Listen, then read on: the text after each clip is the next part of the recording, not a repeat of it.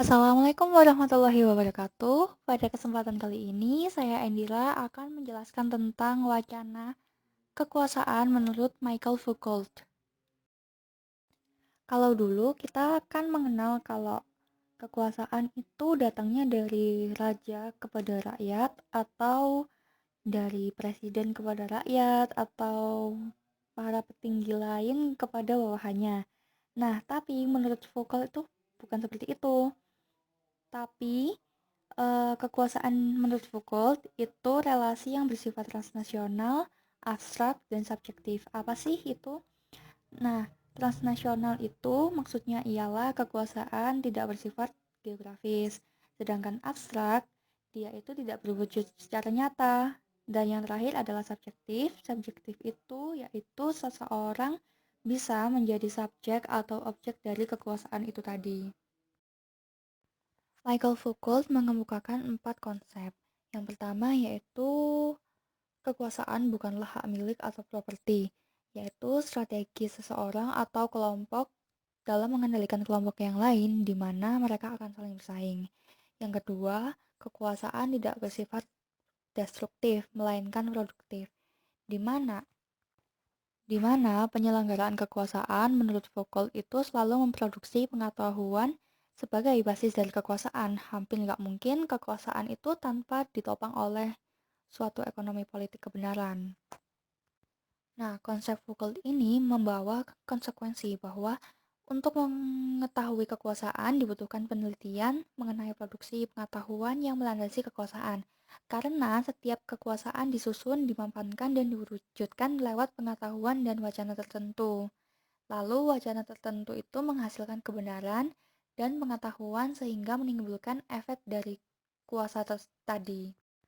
Lalu yang ketiga, kekuasaan itu tidak dapat dilokalisasi, tetapi dia akan menyebar di mana-mana, di mana terdapat susunan atau aturan-aturan atau sistem regulasi di mana saja manusia yang mempunyai hubungan tertentu satu sama lain dengan dunia, di situ kuasa itu akan bekerja.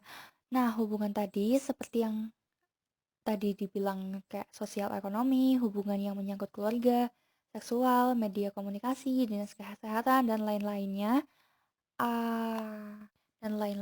maka setiap masyarakat itu akan mengenal beberapa strategi kuasa yang menyangkut kebenaran wacana yang dianggap kebenaran. Lalu konsep yang terakhir yaitu kekuasaan tidak selalu bekerja melalui penindasan, yaitu melalui normalisasi dan regulasi. Di sini Foucault itu menolak pandangan yang menyatakan kekuasaan sebagai subjek yang berkuasa, ya seperti yang raja atau presiden, pemerintah, ayah, laki-laki, ketua divisi atau lainnya. Dan subjek itu tadi dianggap melarang atau membatasi atau menindas. Jadi menurut Foucault itu kuasa tidak bersifat subjektif, tidak bekerja secara negatif dan represif, melainkan secara positif dan produktif. Di sini terdapat relasi antara kekuasaan dan pengetahuan. Jika kita beranggapan bahwa pengetahuan dapat memberikan kita kekuasaan untuk melakukan sesuatu, nah, Foucault ini mengatakan bahwa pengetahuan itu adalah kekuasaan untuk menguasai yang lain. Menurutnya, pengetahuan tidak lagi membebaskan dan menjadi mode pengawasan, pengeraturan, dan disiplin. Di sini kekuasaan itu tidak berasal dari luar karena kuasa menjalankan peran dari aturan dan sistem tertentu.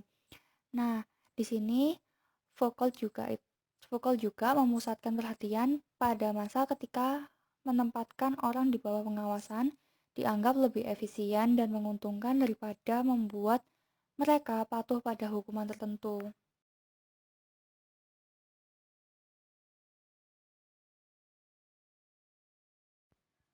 Produksi wacana ini terkait dengan bagaimana terbentuknya suatu bangunan wacana. Nah, produksi ini selalu berkaitan dengan realitas. Realitas itu dibentuk dan diproduksi melalui berbagai wacana yang saling mendukung sehingga membentuk pengetahuan umum yang akan dikonsumsi oleh publik. Wacana itu akan membatasi pandangan seseorang tentang sesuatu.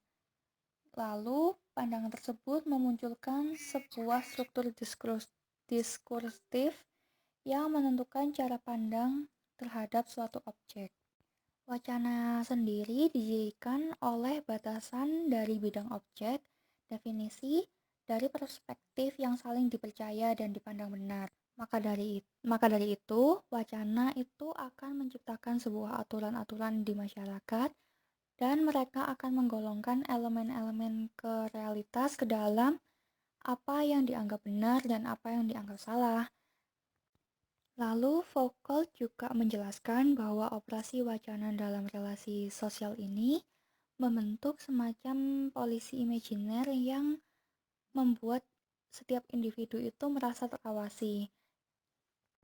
Sehingga setiap individu itu akan selalu berusaha untuk menyesuaikan diri dengan wacana yang telah berkembang agar tidak mendapat stereotip negatif dalam masyarakat yang ia diami, terlepas dari sadar atau enggaknya seorang individu tersebut. Nah, di sini ada contoh sebagai berikut, yaitu ketika ada seseorang yang mempunyai masalah jerawat atau masalah kecantikan lainnya, dia akan mendapatkan stereotip yang buruk dari masyarakat. Seperti halnya, ih anak ini jelek, anak ini nggak pernah ngerawat mukanya ya, padahal kan jerawat itu bukan suatu hal yang buruk, makanya nggak semua orang yang berjerawat itu tidak melakukan usaha. Nah, maka dari itu, orang yang berjerawat tadi itu konsultasi kepada dokter karena, nah, di sini juga terjadi adanya kekuasaan karena dokter di sini itu mendapatkan ilmu untuk melakukan tindakan kepada pasien. Jadi yang mendapatkan peran kuasa ialah si dokter ini tadi. Lalu pasien jerawat ini tadi akan mendapatkan treatment seperti mendapatkan massage atau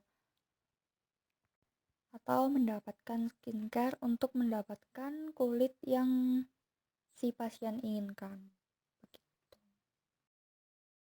Akibat dari kekuasaan wacana yang sedang dijelaskan di awal tadi, itu memunculkan wacana yang dominan dan wacana yang terpinggirkan. Namun, saya akan membahas yang wacana terpinggirkan saja. Wacana terpinggirkan itu memunculkan dua implikasi. Yang pertama yaitu khalayak nggak diberikan kesempatan untuk mendapatkan informasi. Lalu yang kedua ialah bisa jadi peminggiran wacana tersebut memunculkan praktik ideologi, sehingga seringkali seseorang atau kelompok tertentu atau suatu gagasan, tindakan, kegiatan terpinggirkan dan menjadi marginal lewat penciptaan wacana-wacana tertentu. Contohnya yaitu kasus rasialisme yang terjadi pada ideologi orang kulit hitam yang memunculkan stereotip yaitu kasar, malas, pelaku kriminal, suka mabuk, pokoknya yang buruk-buruk. Lalu ada juga dominasi laki-laki yang